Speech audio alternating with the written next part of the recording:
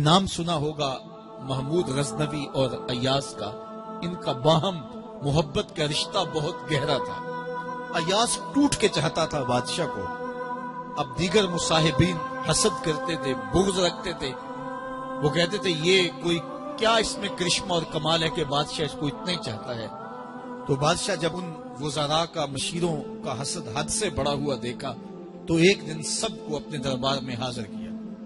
دربار میں ایک تالاب تھا، تو اس میں مٹھی بھر کے موتیوں کی پھینک دی اور ایک وزیر کو کہا کہ یہ موتی نکال کے لاؤ اور یہ خیال کرنا کہ تمہارا لباس بھی، تمہارا بدن بھی نہیں بھیگنا چاہیے۔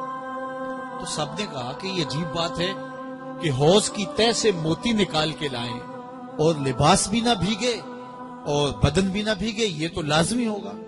پھر دوسرے وزیر کو کہتا کہ یہ موتی نکال کے لاؤ، تمہارا لباس بھی نہیں بھیگنا چاہیے، تمہارا بدن بھی نہیں بھیگنا چاہیے۔ تو وہ آگے سے حجت کرتا یہ کیسے ہو سکتا ہے کہ بدن بھی اور لباس بھی نہ بھیگے اور موتی بھی نکال لاؤں؟ تیسرے کو، چوتھے کو، پانچویں کو، ہر ایک آگے سے حجت کرے، یہ کیسے ہو سکتا ہے؟ پھر ایاز آ گیا تو بادشاہ نے ایاز کو کہا کہ یہ موتی نکال کے لانے ہیں اور تمہارا لباس بھی اور تمہارا بدن بھی نہیں بھیگنا چاہیے۔ ایاز نے فوراً چھلانگ لگائی اور موتی نکالے۔ جب باہر نکلا تو بدن اور لباس پانی سے نچڑ رہا تھا، تو ایسے موتی بادشاہ کو پیش کیے اور بدن کپ کپا رہا تھا۔ تو بادشاہ بڑے غصے سے کہا کہ ایاز تمہارا بدن بھیگ گیا، تمہارے کپڑے بھی بھیگ گئے، میں نے کہا تھا لباس بھی نہیں بھیگنا چاہیے، کپڑے بھی نہیں بھیگنے چاہیے۔ تو ایاز بڑی لجاجت سے عرض کرنے لگا، بادشاہ سلامت، آپ کے دو حکم تھے، ایک یہ کہ موتی نکال کے لانے ہیں، دوسرا حکم یہ تھا کہ لباس اور کپڑے بھیگنے نہیں چاہیے۔ تو ایک حکم میں نے پورا کر دیا ہے، دوسرے کی معافی چاہتا ہوں۔ تو صاحب، اللہ نے حضرت انسان کے سینے میں جذبات کا ایک جہاں آباد کیا ہے، شیطان کو بھی انسان کے پیچھے لگا دیا اس کی آزمائش کے لیے، اس کے امتحان کے لیے۔ نفس بھی اس کے اندر موجود ہے، اور دوسری جانب اس کو گناہوں سے منع بھی کیا اور نیکی کی تلقین بھی کی۔ اب کتنی مشکل زندگی ہے حضرت انسان کی، آئی جان شکنجے اندر جویں ویلنے دے وچ گنا، کتنی مشکل زندگی ہے۔ خواہشیں ہیں کہ آوارہ ہیں، آرزویں ہیں کہ بے قابو ہیں، اور دوسری جانب اللہ کا حکم ہے۔ اب کیا کرے؟ تو گناہ کرنے کے بعد پھر اللہ کے حضور توبہ کر لے، جو ممرزد ہو جائے تو اس پر اکڑے نہ اور اس پہ مصر نہ رہے، اس پہ اصرار نہ کرے، بلکہ فوراً اللہ کے حضور توبہ کرے۔ گناہ کرنے کے بعد بندہ جب توبہ کرتا ہے، التائب من الذنب کمن لا ذنب لہ، تو وہ ایسے ہوتا ہے جس طرح اس نے گناہ کیا ہوا ہی نہیں۔ بندہ 100 بار گناہ کر کے توبہ کرے، اللہ 100 بار معاف فرما دے۔ وہ کریم ہے، 70 ماؤں سے زیادہ پیار کرتا ہے۔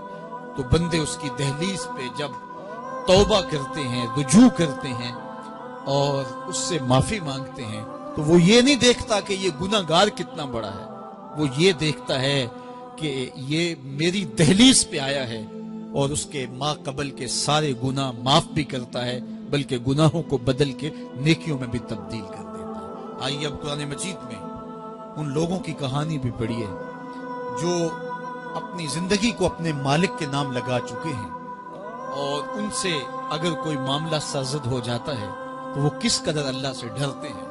والذین یؤتون ما آتوا وقلوبہم وجلہ انہم الی ربہم راجعون۔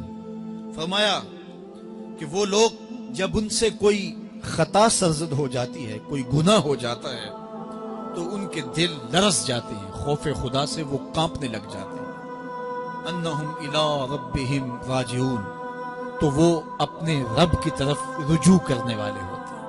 اگر ان سے کبھی کوئی گناہ سرزد ہو جائے، ان سے کوئی غلطی سرزد ہو جائے، تو پھر اس پہ ضد نہیں کرتے، اس پر مصر نہیں ہو جاتے، اس پر حجتیں اور دلیلیں نہیں لاتے، بلکہ وہ کیا کرتے ہیں؟ فوراً اللہ کے حضور رجوع کرتے ہیں اور معافی مانگتے ہیں۔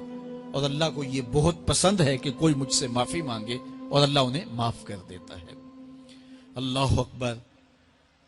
حضرت عبداللہ ابن مسعود رضی اللہ تعالیٰ عنہ فرماتے ہیں کہ مومن کی یہ شان ہے کہ جب وہ گناہ کر بیٹھے تو وہ یوں محسوس کرتا ہے جس طرح پہاڑ تلے آ گیا، یہ اس کی کیفیت ہے کہ گناہ کرنے کے بعد، نافرمانی کرنے کے بعد اس کا دل لرز اٹھتا ہے. وَقُلُوبُهُمْ وَجِلَةٌ. تو حضرت عبداللہ ابن مسعود فرماتے ہیں یوں محسوس کرتے ہیں جس طرح پہاڑ تلے آ گیا ہے اور پہاڑ ابھی گر جائے گا اور انہیں کچل دے گا. تو وہ جلدی جلدی تلافی کرتے ہیں، توبہ کرتے ہیں، رجوع اللہ کرتے ہیں تاکہ ہمارا گناہ معاف ہو جائے. اور منافق کی مثال بھی بیان کی گئی. جب وہ گناہ کرتا ہے تو یوں محسوس کرتا ہے جیسے بدن پہ مکھی بیٹھی تھی، ہلکے اشارے سے اڑا دی. سویر سے لے کر شام تک کتنی بار ہم اپنے بدن پہ بیٹھی مکھیاں اڑا دیتے ہیں اور ہمیں شام کو یاد بھی نہیں ہوتا کہ یہ عمل ہم نے کتنی بار کیا ہے. میں اور آپ اپنے اندر اتر کر کے دیکھ سکتے ہیں ہماری کیفیت باطن کیا ہے. نمازیں چھوڑی، جھوٹ بولا، غیبت کی، چغلی کی، کسی کا دل دکھایا، کسی کو تکلیف دی، گالی گلوچ کیا، سب و شتم کیا، سویر سے شام تک کیا کیا گناہ کیے. کبھی خیال بھٹکے، کبھی سوچیں آوارہ ہوئیں، کبھی نگاہوں نے بدکاریاں کی، کبھی زبان نے جرم کیے، اور شام کو ہمیں یاد بھی نہیں ہوتا کہ آج ہم نے کیا کیا جرائم کیے، آج ہم نے کیا کیا گناہ کیے. اگر ہماری یہ کیفیت ہے تو یہ عملی نفاق ہے کہ بدن پہ مکھی بیٹھی اور اڑا دی. اور اگر ہماری کیفیت یہ ہے کہ گناہ کے بعد یہ محسوس ہوتا ہے کہ ہم پہاڑ تلے آ گئے اور اللہ کی ناراضگی ہم نے مول لے لی اور جلدی جلدی توبہ کر کے رجوع کرنے کی جانب بڑھتے ہیں، تو پھر مبارک ہو. نہیں تو مجھے اور آپ کو اپنا محاسبہ کرنا چاہیے. ہمارے دلوں پر زنگ چڑھ گئے ہیں اور ہماری کیفیت یہ ہو گئی ہے کہ گناہ کرنے کے بعد بھی ہم ڈٹے رہتے ہیں. جبکہ زندگی اصحاب رسول کی دیکھیے ان سے بھی کبھی کوئی خطا سرزد ہو جاتی تو وہ فوراً اس گناہ کی تلافی کے لیے حضور کی بارگاہ میں حاضر ہو جاتے.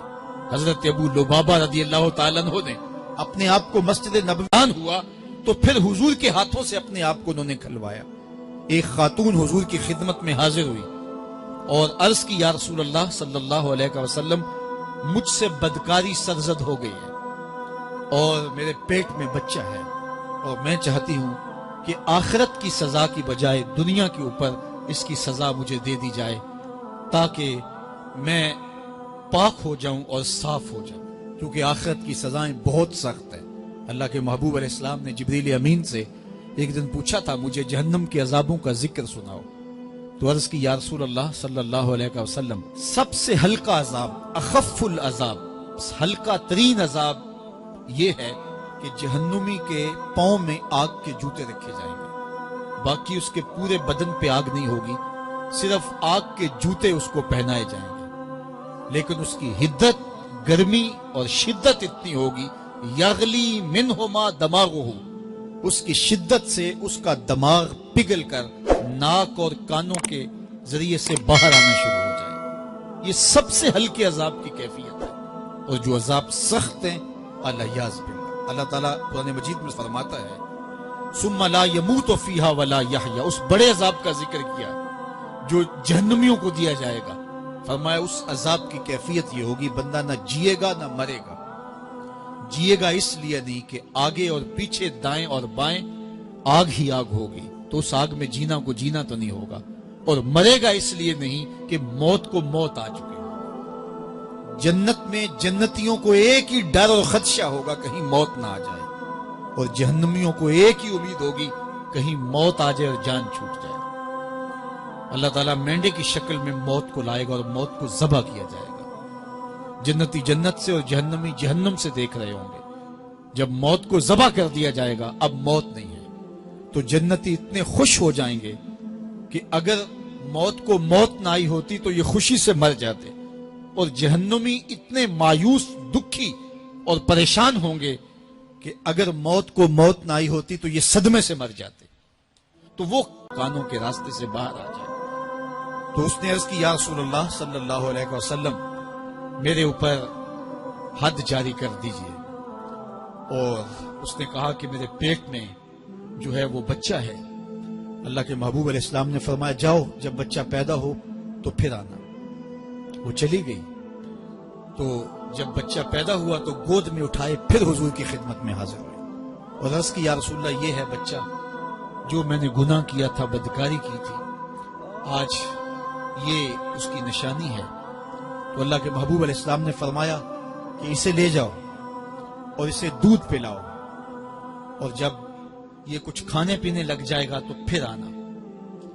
تو تھوڑی دیر کے بعد، کچھ دنوں کے بعد وہ دوبارہ حاضر ہوئی، اور اس نے اس بچے کے ہاتھ میں روٹی کا ٹکڑا دیا ہوا تھا، اور عرض کی یا رسول اللہ دیکھ لیجئے اب یہ روٹی کھانے لگ گیا ہے۔ اللہ اکبر۔ تو اللہ کے محبوب نے فرمایا انہیں لے جاؤ اور جا کے انہیں سنسار کر دو۔ اس کی یہ حد بنتی تھی، اس کو سنسار کیا، اور اس نے خود یہ سزا اپنے لیے قبول کی۔ مائز ابن مالک اسلمی عرض کی یا رسول اللہ طہرنی، مجھے پاک کر دیجئے۔ میرے حضور نے فرمایا جاؤ اللہ سے معافی مانگو۔ وہ گئے اور معافی مانگی، بے چینی اتنی تھی، پھر آ گئے اور عرض کی طہرنی یا رسول اللہ، حضور مجھے پاک کر دیجئے۔ فرمایا جاؤ اللہ سے معافی مانگو۔ وہ گئے، معافی مانگی، پھر پلٹ آئے، تیسری مرتبہ، چوتھی مرتبہ۔ آقا کریم نے فرمایا فیما اطہرک، تمہیں کہا اللہ سے معافی مانگو، کریم ہے معاف کر دے گا، تم پھر پلٹ آتے ہو، تمہیں کس جرم سے پاک کروں؟ قال من الزنا، عرض کی مجھ سے بدکاری ہو گئی ہے اور میں چاہتا ہوں کہ دنیا پر فارغ ہو جاؤں۔ حضور نے فرمایا کہ اس کا توازن عقلی تو ٹھیک ہے، عرض کی حضور صحیح الحواس ہے۔ کہا کہ یہ نشے میں تو نہیں کہہ رہا، کسی نے اٹھ کے منہ سونگا، کہا حضور ایسی بات بھی نہیں۔ فرمایا تم سوچ لو کیا کہہ رہے ہو؟ کہا حضور جو میں کہہ رہا ہوں وہ سچ کہہ رہا ہوں، مجھ سے گناہ سرزد ہو گیا اور میں چاہتا ہوں کہ دنیا پر ہی فارغ ہو جاؤں۔ اللہ کے محبوب علیہ السلام نے فرمایا کہ انہیں سنسار کر دو۔ مائز ابن مالک اسلمی کو سنسار کر دیا گیا۔ جب ان کا جنازہ اٹھا تو حضور بھی جنازے کے جلوس میں تھے۔ کسی کی زبان سے نکلا لو مائز نے گناہ کیا تھا، بس یہ بات سننے کی دیر تھی، اللہ کے محبوب کے چہرے پہ جلال آ گیا۔ فرمایا خبردار اگر کسی نے میرے مائز پہ بات کی، میرے مائز نے ایسی سچی توبہ کی ہے اگر روئے زمین کے تمام مسلمانوں میں بانٹ دی جائے لکفاہم، سب کی مغفرت ہو جائے۔ انہوں نے اپنے آپ کو خود پیش کیا ہے۔ اب مائز ابن مالک کا جنازہ اللہ کے رسول نے خود پڑھایا، بلکہ مسلم کتاب الحدود میں ہے کہ ان کے جنازے کے دوسرے دن یا تیسرے دن حضور ان کے ہاں تشریف لے گئے، اور جب آقا گئے وہم جلوسن، تو لوگ وہاں بیٹھے ہوئے تھے۔ تو یقین کیجئے کہ یہ وہ لوگ تھے کہ جن سے کبھی کوئی گناہ سرزد ہو جاتا تو وہ جلد توبہ کرتے، اور اس کی بڑی سے بڑی حد اور سزا بھی ہوتی تو وہ بھی کاٹنے کے لیے تیار ہو جاتے۔ میں اور آپ دیکھیں کہ ہماری زندگی میں اگر گناہ ہیں اور ہمیں سچی توبہ کی توفیق بھی نصیب نہیں ہے تو پھر ہم سوچ لیں کہ ہم کہاں کھڑے ہیں۔ دیکھیے اللہ دلوں کے بھید جانتا ہے۔ سچی توبہ یہ ہے کہ جو کیے پر ندامت ہو اور آئندہ نہ کرنے کا عزم مصمم ہو، پکا ارادہ ہو کہ یہ گناہ زندگی میں دوبارہ نہیں کروں گا۔ الگ بات ہے کہ پھر دوبارہ اس سے سرزد ہو جائے، لیکن جب وہ توبہ کر رہا ہو تو اس وقت اس کا پختہ عزم ہو، اور اس کے دل کے کسی گوشے میں نہ ہو کہ چلو میں توبہ کر لیتا ہوں اور پھر ہو گیا تو پھر کر لوں گا۔ پکا عزم ہو کہ دوبارہ یہ گناہ نہیں کروں گا۔ اور اگر زبان سے توبہ توبہ کر رہا ہو اور دل میں ہو کہ ٹھیک ہے یہ تو صبح بھی مجھ سے عمل بد سرزد ہونا ہے، تو اللہ تعالیٰ سے یہ مذاق کرنے والی بات ہے۔ اور اللہ تعالیٰ سے جو مذاق کرتا ہے وہ کہاں کھڑا ہے وہ خود سوچ لے۔ وہ کیا کسی نے کہا تھا کہ توبہ کی، پھر توبہ کی، پھر توبہ کر کے توڑ دی، میری اس توبہ پہ توبہ توبہ توبہ کر اٹھی۔ تو ایسی توبہ نہیں ہے کہ جو رسماً کسی مجلس میں چلے گئے، کسی اجتماع میں چلے گئے تو سب لوگوں نے توبہ توبہ کی تو وہ بھی توبہ توبہ کرتا رہا، لیکن اس کا عزم مصمم پختہ ارادہ نہیں تھا گناہوں کو چھوڑنے کا، تو یہ توبہ نہیں، یہ مذاق ہے۔ اس لیے اللہ کے حضور سچی توبہ یہ ہے کہ ما قبل کے گناہوں سے ندامت پیدا ہو جائے اور سچے دل سے ارادہ کیا جائے، پختہ عزم کیا جائے کہ دوبارہ میں یہ گناہ نہیں کروں گا۔ یہ الگ بات ہے کچھ عرصے بعد اس سے پھر سرزد ہو جائے، پھر وہ گناہ ہو جائے تو پھر وہ پکی توبہ کرے، تو 100 بار بھی گناہ کرے گا، 100 بار بھی توبہ کرے گا، اللہ 100 بار قبول کرے گا۔